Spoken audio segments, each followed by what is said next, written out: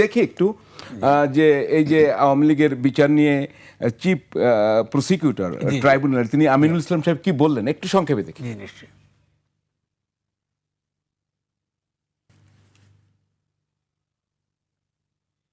আমরা শব্দটি শুনতে চাই। শব্দটা শোনা দরকার। জি, তদন্ত করার পরে যদি সংগঠন হিসেবে আওয়ামী লীগের বিরুদ্ধে প্রাথমিক অভিযোগ পাওয়া যায়, আমার কাছে রিপোর্ট যদি দাখিল করা হয়, আমি আন্তর্জাতিক অপরাধ ট্রাইব্যুনালের চিফ প্রসিকিউটর হিসেবে রিপোর্ট প্রাপ্তির সাপেক্ষে প্রয়োজনীয় ব্যবস্থা গ্রহণ করার সুযোগ আছে। আমরা একটু সালাউদ্দিন সাহেবের বক্তব্যটাও দেখবো খুব সংক্ষেপে। তিনি বলছেন বিচার হবে। বাংলাদেশ আর কোনোদিন রাজনীতি করতে পারবে না। রাজনৈতিক দল হিসেবে আওয়ামী লীগের বিচার দাবি করেছি আমরা। আমরা শুনতে পেলাম যে আপনি এই দুটো মিলিয়ে যদি একটু বলেন যে প্রেক্ষাপটটি কেমন, সেটি আমরা কোন পর্যায়ে এগোতে পারি, কি বিচার হতে পারে, আর তাতে আমাদের কতটা লাভ হবে একটু। তার প্রথমত হলো যে আপনি আওয়ামী লীগের সংবিধান, আওয়ামী লীগের আদালত, আওয়ামী লীগের বিচার ব্যবস্থা আপনি আওয়ামী লীগকে বিচার করবেন? এটা তো হয় না, এটা তো হয় না। ফলে আমি মনে করি তারা যেভাবে আমাদেরকে বিভ্রান্ত করছে, বিশেষত আমি মনে করি যে তাজুল ইসলামকে যেভাবে সরানো হয়েছে, এর দ্বারাই আমরা বুঝতে পারছি যে বিচারটা আসলে হবে না। এক নম্বর। দু নম্বরটা হচ্ছে এই যে আপনি যারা আয়নাঘর করেছে, যেসব সেনাবাহিনীর যারা, আপনার খেয়াল আছে কি না যে তাদেরকে বাইরে আনারটা আমি পছন্দ করি নাই। আমি যে স্ট্র্যাটেজিক্যালি রং। আপনি যদি বিচার করতে চান তাহলে বিচার করার কথা ছিল ওয়াকারুজ্জামান সাহেবের, আমাদের যিনি সেনা প্রধান ছিলেন, কারণ সেনা আইনেই তাদের বিচার হতে পারত, কিন্তু তিনি সেটা করেননি এবং তারা বলা সত্ত্বেও তিনি সেটা করেননি। তার কেন বিচার হওয়ার দরকার ছিল? জি, তার কথা তো বলি না, এটা তো সেনা আইনে তো এদের প্রত্যেকের বিচার হওয়ার কথা। কেন কেন আমাদেরকে জানতে হবে যে এরা কমান্ডের পালন করেছিল কিন্তু তারা শেখ হাসিনার নির্দেশ পালন করেছিল। আপনি তো মিলিটারিতে নিজস্ব শৃঙ্খলা আছে, তাতে একটা আইন আছে, বিদ্যমান আইন তো আছে। তো আপনি সেনা শাসন, সেনা যে মিলিটারি আইনে তাদের বিচার হলো না কেন? আপনি তো দেখুন, যদি আপনি বাংলাদেশের নিরাপত্তা ব্যবস্থা বা আমাদের যে এই সেনাবাহিনীকে যদি আপনি সম্মানের জায়গা আনতে চান, তাহলে তো আপনাকে এই বিচার করতেই হবে। কারণ সৈনিকেরা তো এই অন্যায় করে নাই। আপনি অনেক জেনারেল আছেন আমাদের, অত্যন্ত সম্মানিত ব্যক্তি, তারা অত্যন্ত দেশপ্রেমিক এবং তারা নিঃসন্দেহে নিরস্ত্র মানুষকে হত্যা করবেন না। এটা যে কোনো সেনাবাহিনীর বা সৈনিকের মর্যাদার সর্বোচ্চ ব্যাপার হচ্ছে নিরস্ত্র মানুষকে আপনি কখনো হত্যা করবেন না। এটা হচ্ছে সৈনিকের মর্যাদার প্রশ্ন। ফলে সৈনিকের মর্যাদাকে প্রতিষ্ঠিত করবার জন্যে সেনা প্রধানের উচিত ছিল প্রথম সামরিক আইনে তাদের যে ট্রাইব্যুনাল বা মিলিটারি ট্রাইব্যুনালে সেখানে বিচার করা। তারা সেখানে বিচার করেন নাই।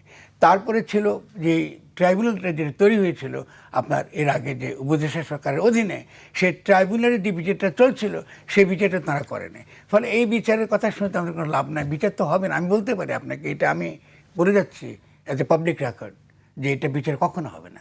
আমি শুধু তাই নিয়ে তার সঙ্গে আরেকটা যুক্ত করছি যে ইতিমধ্যে মার্কিন যুক্তরাষ্ট্র তার যে স্টেবিলাইজেশন ফোর্স, আপনি যদি দেখেছেন তো যে গাজাতে একটা স্টেবিলাইজেশন ফোর্স মার্কিন যুক্তরাষ্ট্রের নেতৃত্বে বিভিন্ন মুসলিম দেশ থেকে নিয়ে তারা একটা স্টেবিলাইজেশন ফোর্স বানাচ্ছে, যেটা উদ্দেশ্য হলো গাজাকে, ফিলিস্তিনকে একটা রিয়েল এস্টেট বানানো।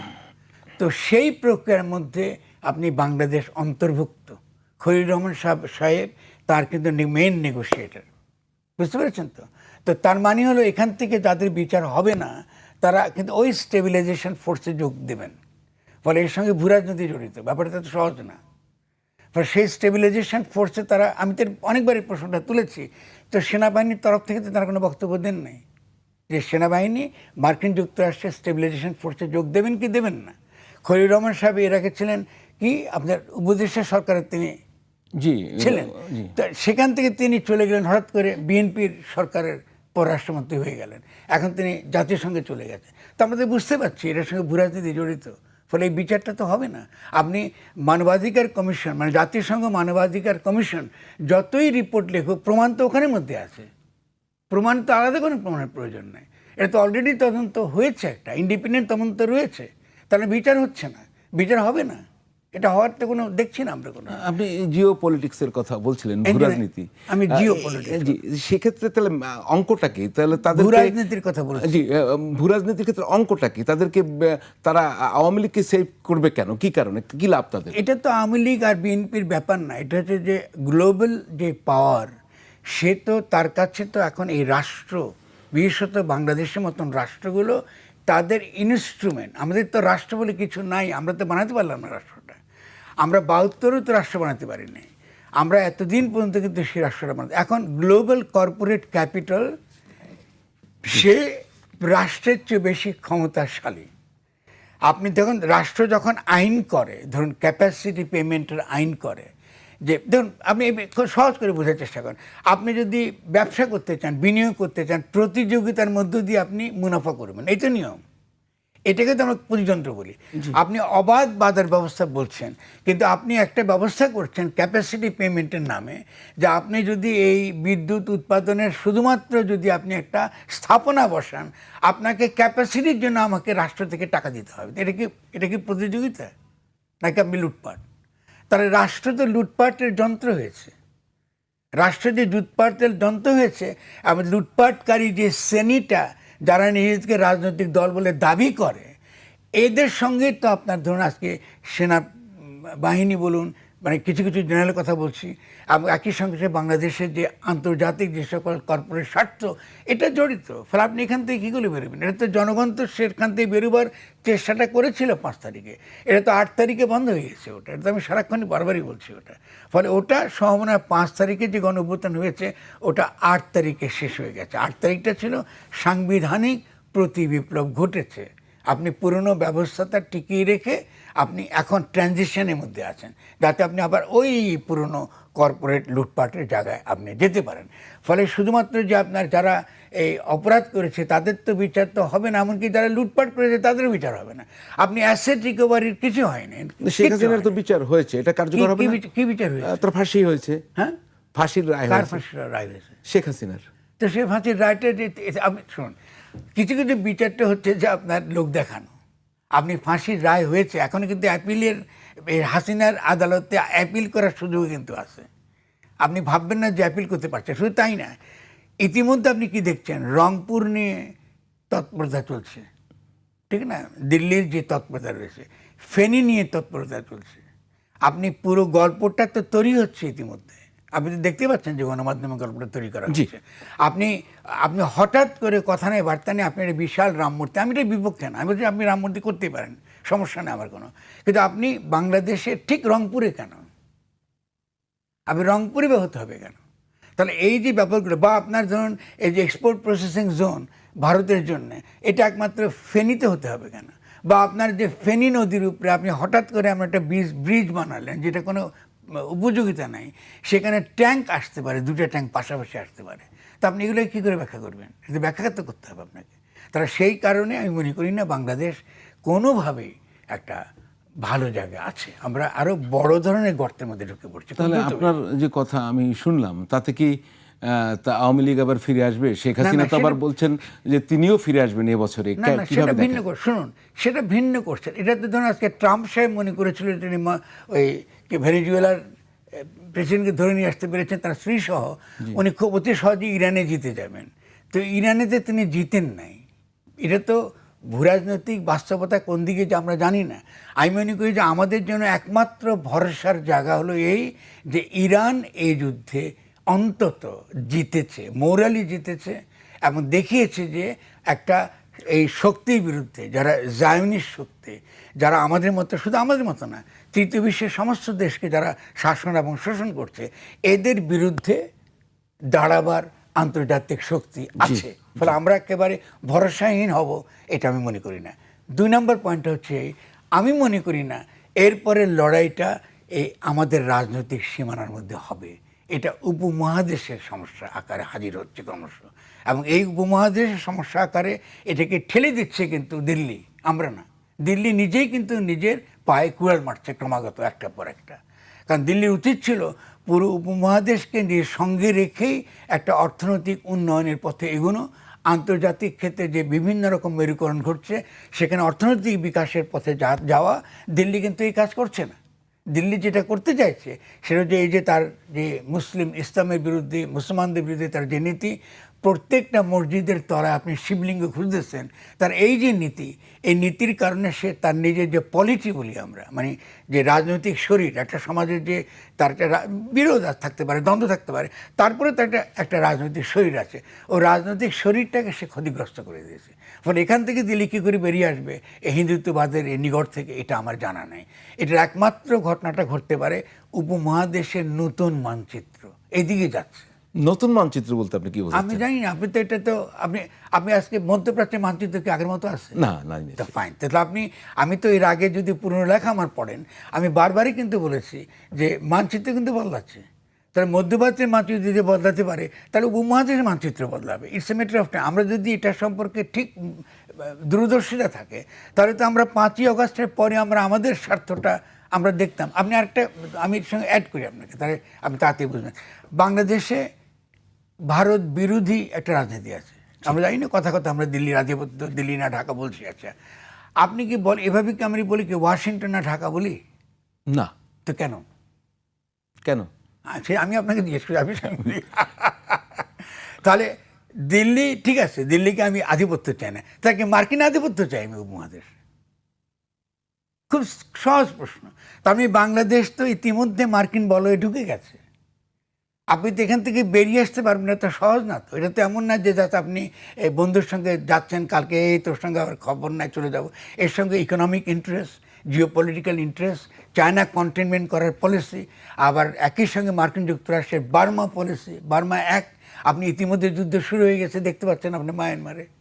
আপনি ঠেকাবেন কী করে? ফলে এই পুরো ব্যাপারটাই একটা আন্তর্জাতিকভাবে যদি তাকাই, ভূরাজনৈতিক বাস্তবতার দিকে তাকাই, এটা একটা আঞ্চলিক প্রশ্ন আকারে আসতেছে মধ্যপ্রাচ্য থেকে দক্ষিণ এশিয়া। আপনি বার্মা অ্যাক্টের কথা বললেন, আবার একটা ধরেন মানচিত্রের পরিবর্তনের কথা বললেন। তো আমরা যদি সেই জায়গা থেকে ধরি, তো তারা তো চিন্তা করছে মিয়ানমারকে কেন্দ্র করে আরেকটা নতুন ভূখণ্ড, সেটা কীরকম? সেটা তো সেটা তো মার্কিন যুক্তরাষ্ট্র তার স্বার্থে করবে। আমরা যদি মার্কিন যুক্তরাষ্ট্রের ব্যাপারটা যদি বুঝতে পারি, আর উপমহাদেশকে যদি আমরা রক্ষা করতে চাই, আমাদের নিজস্ব টার্মসে ডেভেলপ করতে চাই, বা মার্কিন যুক্তরাষ্ট্র এবং চীনের সঙ্গে কি রাশিয়ার সঙ্গে একটা ভারসাম্য রক্ষা করে চলতে চাই, তো সেটা করবার নেতৃত্ব তো আমরা বসাই নাই বাংলাদেশ। আমরা বাংলাদেশে কি দেখতে পাচ্ছি? আমরা একদিকে দেখতে পাচ্ছি যারা ক্ষমতা এসছে এরা দিল্লির স্বার্থ দেখছে, আর অন্যদিকে আমরা এই যে অনুষ্ঠানটা হয়ে গেল, জামাতে ইসলামী মার্কিন যুক্তরাষ্ট্রের উৎসব পালন করছে বাংলাদেশে।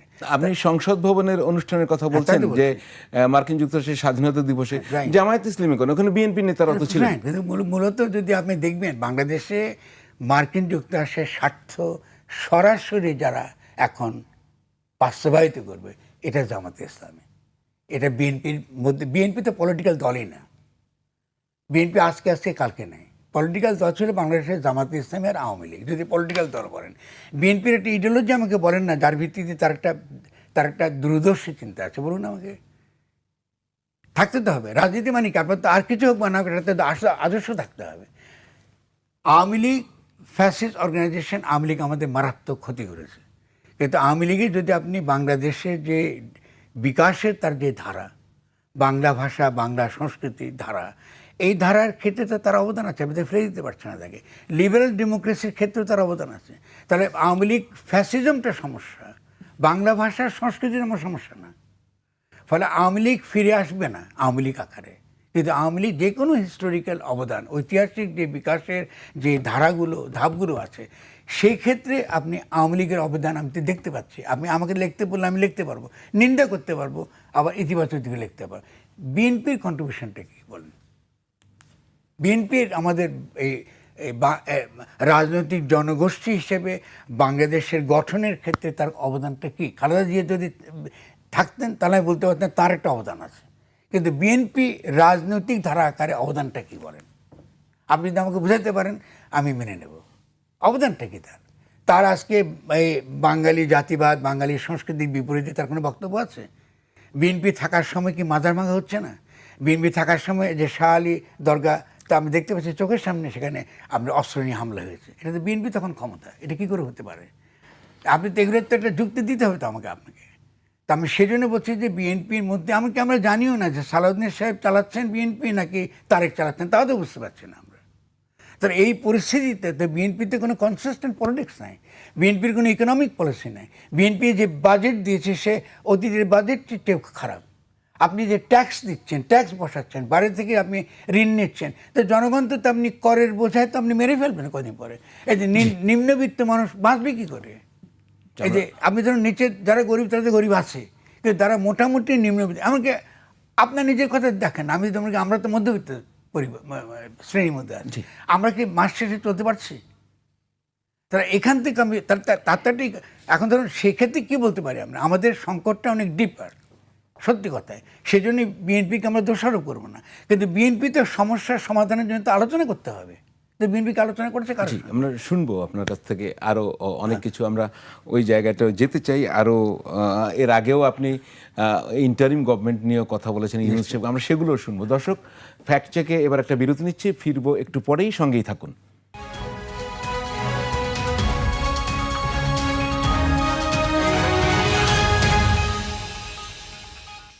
দর্শক, বিরতির পর ফিরে এলাম ফ্যাক্ট চেক নিয়ে। আজকের অতিথি কবি ও চিন্তক ফরহাদ মাজার, আপনাকে আবারও আমন্ত্রণ জানাচ্ছি, স্বাগত জানাচ্ছি। তো আপনি তো আমরা শুনলাম বিএনপির বর্তমান পলিটিক্স নিয়ে, দেশের অবস্থা নিয়ে আপনার কাছ থেকে একটা ধারণা পেলাম। কিন্তু এর আগে ধরেন ইউনুস সরকার যারা ছিলেন অন্তর্বর্তীকালীন, তাদের জুলাই সনদ নিয়ে একটা কথা আছে আপনি বলেছেন, এবং আপনি ইউনুস সরকারকেও ব্যর্থ বলছেন। আমরা একটু দেখি আপনার বক্তব্য, তারপরে আলোচনায় যাই।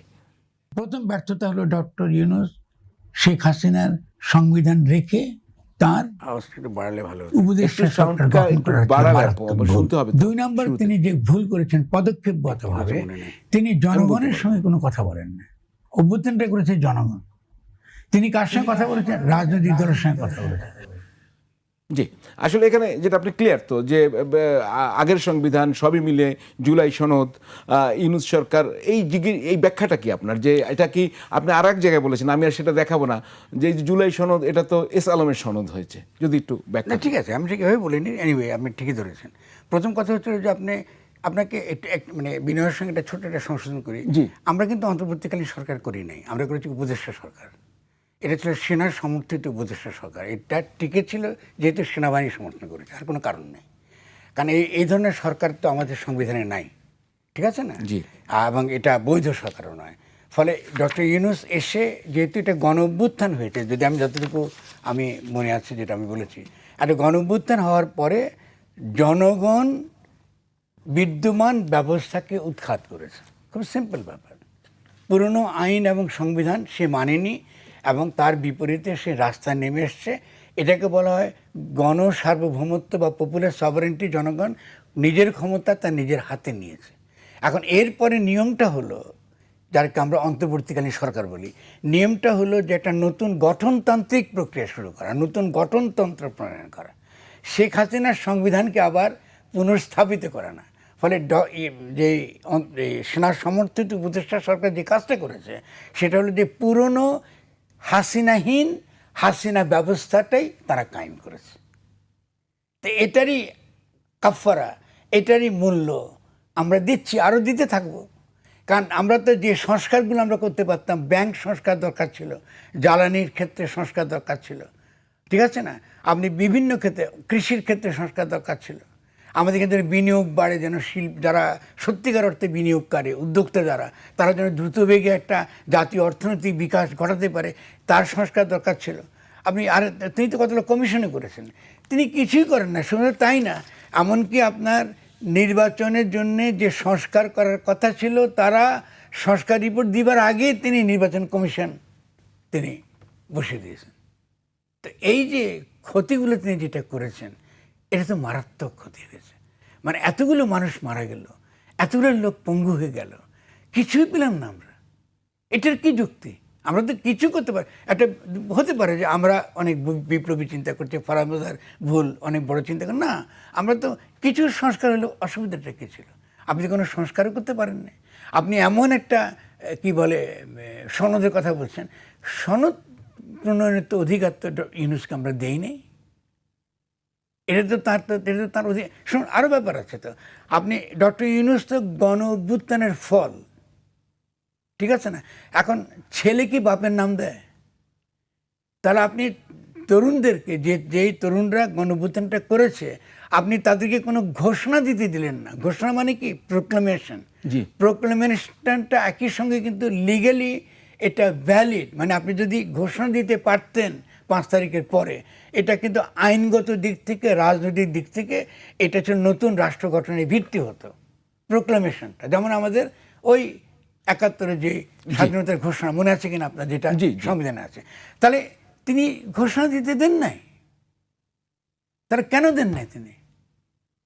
তাহলে এটার তো উত্তর দিতে হবে তাকে, অন্য কথা বাদ দিন। আমি এটা তো আপনার কি মনে হয়, মানে তিনি তো আপনার তাদের বিপ্লবের পরবর্তী একটি সরকার, তার সঙ্গে কিন্তু আবার সেই তরুণদের 2-1 জন ছিলেন, তো তার সমস্যাটা কোথায় ছিল? তিনি কেন করতে না, পারেন? সেটা তো আমি এই উত্তর তো আপনি আমি কি দেব না। ধারণা করতে পারেন? না, আমি এই তো আমি দেবো না, এটা মানে এটা তো আমার কাছে জানা না, নেই। না। আমি তো তার জায়গায় নাই তো। কারণ তরুণরা ভেবেছে ওই সময়টাতে তাকে আনলে আন্তর্জাতিক যেই পরাশক্তির যে ভারসাম্য, সেখানে তারা একটা কিছু সুবিধা পাবে। তো তরুণদের দিক থেকে তো তারা এতটুকু চিন্তা করতে পেরেছে, তো আমি তো এটা তার অন্যায় কিছু দেখি না। ঠিক আছে, হয়েছে। কিন্তু ডক্টর ইউনূসই তিনি যখন দায়িত্ব নিয়েছেন, তখন তো দায়িত্ব তাকে নিতে হবে, দায়িত্ব অন্য কেউ নেবে না। এখন তিনি এসে গণঅভ্যুত্থান করেছে জনগণ, তিনি এসে কথা বললেন রাজনৈতিক দলের সঙ্গে। আচ্ছা, রাজনৈতিক দলের মধ্যে কিন্তু একটা রাজনৈতিক দল গঠিতই হয় নাই। এনসিপি তখন রাজনৈতিক দল তখন গঠিত হয়নি, না। তার মানে আপনি একদিকে শেখ হাসিনার সংবিধান রক্ষার কথা বলছেন, কিন্তু ওই সংবিধানের অধীনে জামাতে ইসলামী ইতিমধ্যে কিন্তু সে অবৈধ, তার কিন্তু আপনার রাজনীতি করার সেই লাইসেন্স নাই গণপ্রতিনিধিত্ব অধ্যাদেশ অনুযায়ী। তাহলে তার সঙ্গে কথা বলছেন, আর তিনি কথা এনসিপির সঙ্গে। তো এনসিপি তখন রাজনৈতিক দলই না, অথচ তার উচিত ছিল জনগণের সঙ্গে কথা বলা। তিনি তো জনগণের সঙ্গে কথা বলেনি, আমাদের কারোর সঙ্গে তিনি কথা বলেননি, তিনি নিজের মতো করে করেছে। ফলে তিনি যেহেতু নিজের মতো করে করেছে, আমরা এত কিছু কথা বলার পরে বারবারই তাকে বলবার জন্য তাকে বলেছি, আপনি একটা পূর্ণ ক্ষমতা সম্পন্ন, আপনি একটা অন্তর্বর্তীকালীন সরকার আপনি গঠন করুন, আপনি একটা গঠনতান্ত্রিক প্রক্রিয়ার মধ্যে প্রবেশ করুন, আপনি সংস্কারগুলোকে আপনি যেন আমরা ইমপ্লিমেন্ট করতে পারি, আপনি সে কাজটা করুন। এখন তিনি ওই পুরনো ব্যবস্থাটা রেখে দিয়েছে, সেই পুরনো ব্যবস্থার মধ্যে নির্বাচন হয়েছে। এখন এই যে নির্বাচনটা হলো, এই নির্বাচন তো অবৈধ, এই সরকারও তো অবৈধ। এর বৈধতার ভিত্তি কী? লাগবে তো তার বৈধতার ভিত্তি কোথায়? আপনি দেখান না কোথা থেকে তার বৈধতা এসছে। যদি সেনার সমর্থিত উপদেষ্টা সরকারে অবৈধ হয়, তাহলে সেই সরকারের অধীনে নির্বাচন অবৈধ। আর নির্বাচন তো হওয়ার কথা তো পরে, 5 বছর পরে 24 ইলেকশন হচ্ছে একটা, যদি সংবিধান মানেন তো হওয়ার কথা 29 সালে। এটা কে নির্বাচন করলো এটা? তাহলে এই যে আপনি একটা পুরো একটা হচপচ, একটা জগা খিচুড়ির আগে দিয়ে চলে গেলেন, এইটা কে সমাধান করবে? এটা কে সমাধান করবে? এটা তো করার কথাই তো ডক্টর ইউনূসের, যারা সংবিধান বুঝে, যারা আইন বুঝে, যারা রাজনীতি বুঝে, তাদের সঙ্গে। তো এটা তো দায়িত্ব তাকে 100% তাকে নিতে হবে, এটা তো অন্য কেউ নেবে না, তাকে নিতে হবে। আপনি যখন দায়িত্ব নিচ্ছেন তাকে নিতে হবে। আজকে আমি যে কথাগুলো বলছি তার তো পূর্ণ 100% দায়িত্ব তো আমার, নাকি? অবশ্যই। তো তারও দায়িত্ব হবে। সিদ্ধান্ত তিনি নিয়েছেন, কারণ তিনি একমাত্র পূর্ণ সিদ্ধান্ত নেবার অধিকারী। গণঅভ্যুত্থানের পরে তিনি সিদ্ধান্ত নেবার অধিকারী ছিলেন। ফলে এটা বলবো, কারণ আমি তো ওগুলা খুবই তুচ্ছ জিনিস, তিনি দুর্নীতি করেছেন কি করেছেন, এটা ইররেলিভেন্ট। কারণ তিনি রাষ্ট্রের যে সত্তা, রাষ্ট্রের যে আত্মাটাকে তিনি ধ্বংস করে দিয়েছেন। যে আত্মাটা মানুষ চেয়েছিল, এত তারা যে আত্মত্যাগ করেছে, এত জীবন দিয়েছে, পঙ্গু হয়ে পড়ে রয়েছে, তাদের প্রতি তার যে দায় ছিল, এটা তিনি এটা করতে পারেন না। শুধু তাই করেন না, খেয়াল করেন আপনি, এখন আমরা এই যে জাদুঘরটা, যেটা আপনার জুলাই জাদুঘর, এটাই খুলতে পারছি না। ইতিমধ্যে তিনি পুরো গণঅভ্যুত্থানকে একটা অবৈধ জায়গায় নিয়ে তিনি ঠেলে দিয়েছেন। যদি শেখ হাসিনার সংবিধানে আপনি যদি থাকে, তাহলে তো আপনার আইনগতভাবে আপনি শেখ হাসিনার পজিশনটা কি এখন? কি আমি কি করে আপনাকে জিজ্ঞেস করছি? তিনি তো শেখ হাসিনা তো বলছে, তো আমি তো কোনো পদত্যাগপত্র দিই নাই। তো আপনি কিসের ভিত্তিতে শেখ হাসিনাকে আপনি সরিয়েছেন? আপনি যদি শেখ হাসিনার সংবিধানে মানেন, তাহলে কোন যুক্তির ভিত্তিতে আপনি শেখ হাসিনাকে আপনি সরিয়েছেন বলুন আমাকে। আরও ব্যাপার আছে তো, 6 তারিখে ছাত্ররা ব্লকেট দিয়েছে, জি, ঠিক আছে তো? 6 তারিখ মনে আছে না আপনার? মনে আছে। ঠিক আছে, 5 তারিখে আনলেন কেন? কারা এনেছে 5 তারিখে? ওরা কারা? একদিন আগে আনলো। কেন আনলো? তাদের কি পরিকল্পনা ছিল? তারা তো এনেই তো পুরো দেশটাকে শেখ হাসিনাকে দিল্লি পাঠিয়ে দিয়েছে। তারা দেখা যাচ্ছে যে আরেকটা শক্তি খুবই সক্রিয় ছিল যাতে তারা আওয়ামী লীগকে বাঁচাতে পারে। তাহলে এটা তো আমরা তখনই বলেছি, আমি এখনও বলছি। এখন পুরো যেখানে গেছে, আমি মনে করি না যে রাজনীতি বাংলাদেশের জনগণের হাতে আর আছে। শুনবো এই জায়গা থেকেই আমরা একটা বিরতিতে আরেকটা বিরতি নিয়ে আপনার কাছে এসে শুনবো। দর্শক, ফ্যাক্ট চেকে আরও একটি বিরতি নিচ্ছি, ফিরবো একটু পরেই এবং ফরহাদ মজহারের আরও অনেক কথা শুনবো। অনেক কথা বলছেন যেটা আমাদের বোঝার দরকার আছে, একটু পরেই ফিরছি।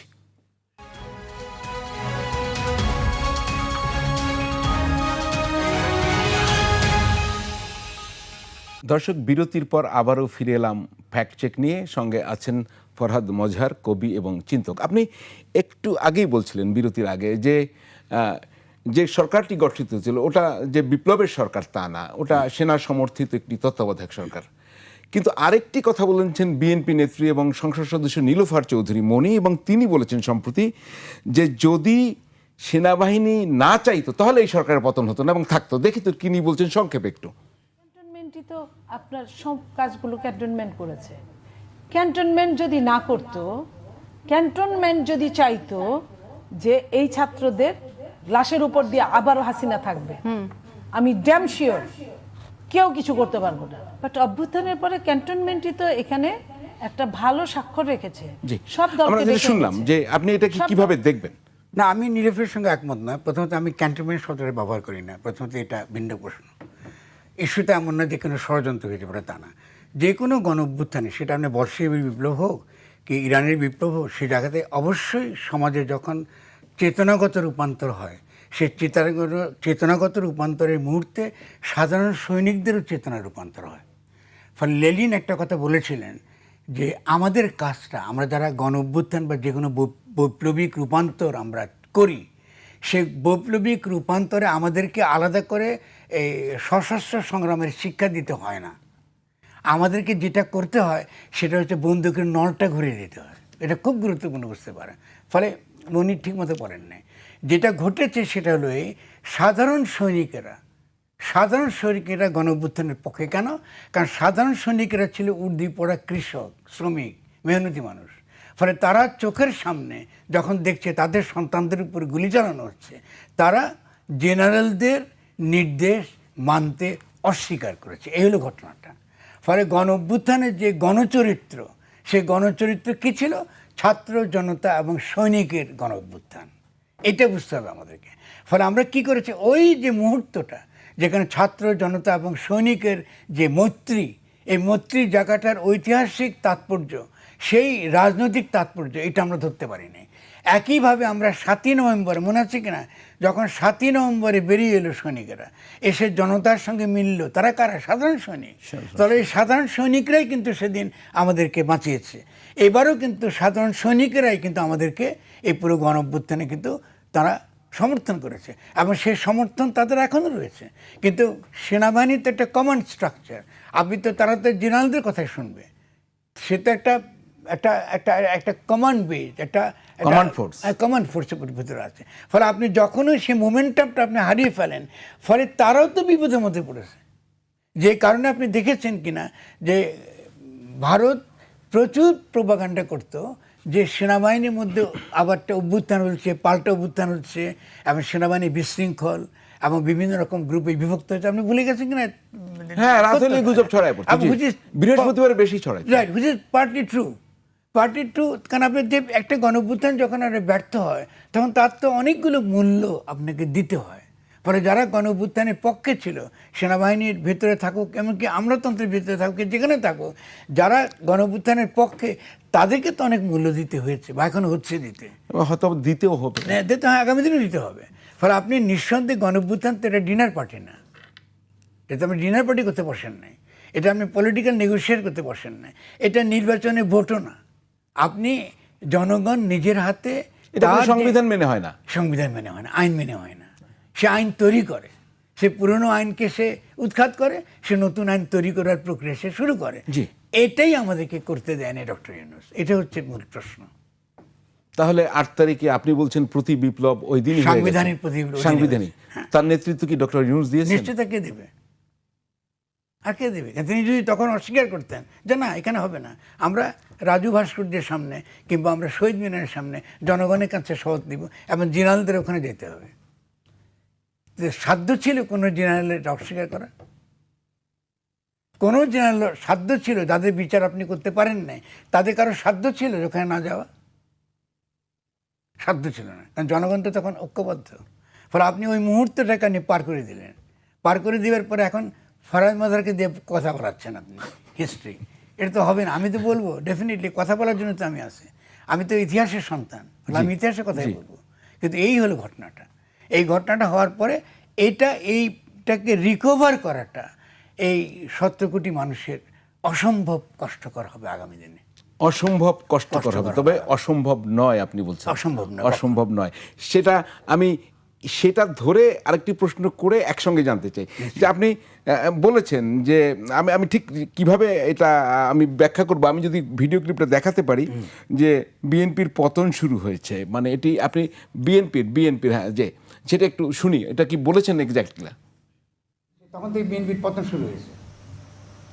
আর আপনারা প্রচার করেছেন যে ফরহাদ মাজার বিএনপিকে ভাঙতে চায়, দুভাগ করতে চায়, ওই রেজাককে প্রধানমন্ত্রী বানাতে চায়। আপনারা কোথায় গেলেন? ফরহাদের ব্যাখ্যা দেবেন এইটা, এর সঙ্গে এই যে প্রতি বিপ্লব সেখান থেকে বেরিয়ে আসার পথটা কি? না, এখানে পদ্ধতি বিএনপিটাও শুনতে চাই। জি না, বিএনপির আমি যদি বলতে যে পরিপ্রেক্ষিতে বলেছি, দেখুন আমরা শেখ মুজিবুর রহমান যখন ক্ষমতা এলেন, আওয়ামী লীগ যখন ক্ষমতা এলো, তার যে বাকশাল তিনি কায়েম করলেন, একটা সমাজতান্ত্রিক ধারণাটা রাষ্ট্রায়ত্তকরণ হলো, মনে আছে কিনা আপনার এগুলো? কেমন আমাদের বিভিন্ন কারখানাগুলো রাষ্ট্রায়ত্তকরণ হয়েছে, আমরা একটা আমলাতান্ত্রিক নিয়ন্ত্রণের মধ্যে ঢুকে গেছে। আচ্ছা ঠিক আছে, তার নেতিবাচক দিক আছে, ইতিবাচক দিকও আছে। কিন্তু নেতিবাচক দিকটা পরে বিএনপি যখন এলো তখন আমরা কী করলাম, একটা লিবারেল ইকোনমির দিকে ঢুকলাম, আমরা বাজার ব্যবস্থার দিকে ঢুকলাম। এলো নি বিএনপি। এবং বিএনপি আর কি প্রস্তাবনা করলো? বিএনপি প্রস্তাবনা করলো না আমরা বাঙালি না, আমরা বাংলাদেশি। এটা ভালো, ইতিবাচক। আপনি এরপরে জিয়া রহমান কী বক্তব্য দিলেন আমাদেরকে? 19 দফা দিল। সে 19 দফার মধ্যে কিন্তু ওই ডাল ভাতের কথা আছে, 19 দফার মধ্যে আপনার জনগণের কথা আছে। তা আমাকে বলেন যে এই যে জিয়া রহমান যেটা দিল আমাদেরকে, যে একটা ভিশন একটা দিল, যে এই যে স্টেট মানে রাষ্ট্র নিয়ন্ত্রিত অর্থনীতির বাইরে আমাদেরকে একটা ইতিবাচক প্রতিযোগিতা এবং প্রতিদ্বন্দ্বিতার অর্থনীতি গড়ে তুলতে হবে, এটা তো ইতিবাচক। তো এখন বিএনপি কী করলো এরপরে যখন তারা ক্ষমতা এলো? তারা বিশ্ব ব্যাংকের প্রেসক্রিপশনে অর্থনীতি চালালো, তারা IMF-এর প্রেসক্রিপশনে স্ট্রাকচারাল অ্যাডজাস্টমেন্ট করলো। মানে বাংলাদেশের অর্থনৈতিক যে ক্ষয়ের যে মূল যেই ধারাগুলো, আন্তর্জাতিক শক্তিগুলো, সেই ক্ষেত্রেই বিএনপি যুক্ত ছিল। কোনো জাতীয় অর্থনীতি, জিয়াউর রহমানের যেই স্বপ্ন ছিল একটা জাতীয় অর্থনৈতিক বিকাশের কোনো ধারা গড়ে তুলবার কোনো নীতি বা কোনো পদক্ষেপ 31 দফা তো এখন আছে। আমি কি যে এখন যে বিএনপির 31 দফা, বিএনপির কি আছে সেখানে এই যে আমরা সংস্কারের কথা বলছি, অর্থনৈতিক উন্নয়নের কথা আমি বলছি, দেখি নাই বিএনপিতে। বিচার বিভাগের আপনি স্বাধীনতার কথা বিএনপিতে বলছি, এখন যারা ক্ষমতার ভারসাম্যের কথা আছে।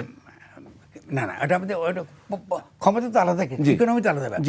আপনি আপনি যদি বিএনপি ক্ষমতা এসে আপনি কি করতেছে, আপনি কি এই অ্যাসেট রিকভার করার কোনো রকম তার কোনো ক্ষমতা আছে, ক্যাপাসিটি আছে? বাংলাদেশের কি আপনাদের ফোরেন্সিক যেটাকে বলে, আপনি যদি মুখে বলেন যে এসআরাম টাকা নিয়ে গেছে, এটা তো বলতেই পারেন, রাস্তায় ঘাটে চিটামাচি করতে পারেন আপনি, কিন্তু এসআরাম যে টাকা নিয়েছে তার প্রমাণ তো দেখাতে হবে আন্তর্জাতিক ক্ষেত্রে। আর প্রমাণটা কী করে করবেন? আপনি তো বলতে পারেন যে ঠিক আছে ও টাকা নিয়ে ও টাকা নিয়েছে, অ্যাসেট তো রিকভারি করবেন কী করে? আপনি প্রমাণ না দেখাতে হবে না তো, এটা তো ইন্টারন্যাশনাল। দেখানো তো সম্ভব যদি আন্তরিকতা থাকে। আচ্ছা শোন, আমি NBR-এর সঙ্গে কথা বলেছি, আমি নিশ্চয়ই এখন যিনি চেয়ারম্যান আছেন তিনি আমার কথা তিনি বলবেন। তিনি তো আমার সামনেই বলছিলেন যে তাদের সেই ক্যাপাসিটি নাই, নাম্বার 1। তো আমি বললাম যদি ক্যাপাসিটি না থাকে তাহলে আপনারা যারা অ্যাসেট রিকভারির সবচেয়ে কৌশলগত দিক থেকে সবচেয়ে সফল দিকটা হচ্ছে যে আপনি কখনোই আদালত করে টাকা উদ্ধার করতে পারবেন না, এটা দীর্ঘ সময় সাপেক্ষ ব্যাপার। একমাত্র পারেন আপনি পলিটিক্যালি, যখন আপনি ক্ষমতা আছেন থ্রু নেগোসিয়েশন। ঠিক আছে, তখন তারা বলছে যে আমি জিজ্ঞাসা করলাম যে আপনারা যে যারা এখান থেকে টাকা নিয়ে গেছে তাদের মধ্যে তো ভালো লোক আছে, খারাপ লোক আছে, খারাপ মানে লুটপাট ডাকাত আছে, আবার যারা সত্যিকারের কমপ্লায়েন্ট যেসব আছে না, অনেক যারা বড় বড় অর্গানাইজেশন যারা বিদেশ থেকে বিনিয়োগ নিয়ে এসছে, ধরুন সামিটের কথা ধরুন, ও তো বিদেশ থেকে বিনিয়োগ নিয়ে এসছে, সে সিঙ্গাপুরে গেছে, তার ঠিক আছে, আপনি তাকে নিন্দা করেন, অসুবিধা নাই, কিন্তু সে তো নিয়ে এসছে। আপনি এখান থেকে আপনি টাকা নিয়েছে কি, টাকা নিয়েছে সে বোধহয় সে আমাদের ট্যাক্স দেয় নাই, কর দেয় নাই। আচ্ছা, এখন খেয়াল, এনবিআরকে জিজ্ঞাসা করেন যে কর দেয় নাই, এই তার যে দিল না, এটার সিদ্ধান্ত কে দিয়েছে? ওটা তো এনবিআর দিয়েছে, ওটা তো এনবিআর দিয়েছে। তো আপনি এনবিআর কি দুর্নীতিগ্রস্ত প্রতিষ্ঠান না? আপনি এনবিআর কি বিচার করছেন? আপনি এনবিআর তো ডক্টর ইউনূসও কিছু করতে পারলো না। তিনি শুধুমাত্র একটা সংস্কার করতে চেয়েছেন, দুটো প্রতিষ্ঠান আপনি ভাগ করে দিবেন। এনবিআর এর যেসব অফিসাররা আছে তাদের কি পরিমাণ টাকা পয়সা তারা করেছে, এটাকে আপনি খোঁজ নেবেন না? তাহলে আপনি যদি এই পুরো দুর্নীতিগ্রস্ত একটা প্রতিষ্ঠান আপনি টিকিয়ে রাখেন, এদের কোনো বিচারই হবে না, এদের কিছু করবে না। শুধু তাই নয়, আপনি নিজে স্বাক্ষর করে বলেছেন যে উৎস কর সামিটকে দিতে হবে না। তাহলে এটার দায় কি সামিটে নাকি এটা তার এনবিআর? আমাকে বলেন এটা। এখন সামিট তো একটা কমপ্লায়েন্ট একটা অর্গানাইজেশন, তাকে আপনি নিন্দা করেন আওয়ামী লীগ বলে, আওয়ামী লীগের সুবিধা নিচ্ছে, যত খুশি নিন্দা করেন, কিন্তু আপনি তো আন্তর্জাতিক আইনের মধ্যে থাকতে হবে। আপনি তো ক্যাপিটালকে যদি আপনি চান বাংলাদেশে আসতে, বিনিয়োগ করতে, তো আপনাকে তো ক্যাপিটালের সঙ্গে প্রপার আচরণ করতে হবে। তা আপনি যে প্রপার আচরণ করছেন না, পরে তো আমরা কোনো বিনিয়োগও পাবো না। আপনি কোন কোম্পানি থাকবে বাংলাদেশে বিনিয়োগ করতে আসবে যদি আপনি কমপ্লায়েন্ট অর্গানাইজেশন? আপনাকে আমাকে থামাতে হচ্ছে একদম শেষ পর্যায়ে, আপনাকে আমি 1 মিনিট সময় দেবো, আর শুধুমাত্র ওই প্রশ্নটি জানার জন্য যে কষ্টকর হলেও অসম্ভব না এই প্রতিবিপ্লব থেকে বেরিয়ে এসে, সেটা পদ্ধতি যদি সংক্ষেপে পায়, একদম 1 মিনিট। একদম, আমি মনে করি যে তরুণরা যারা আপনার এই গণঅভ্যুত্থান করেছে তাদের মধ্য থেকে অবশ্যই নতুন নেতৃত্ব আসবে।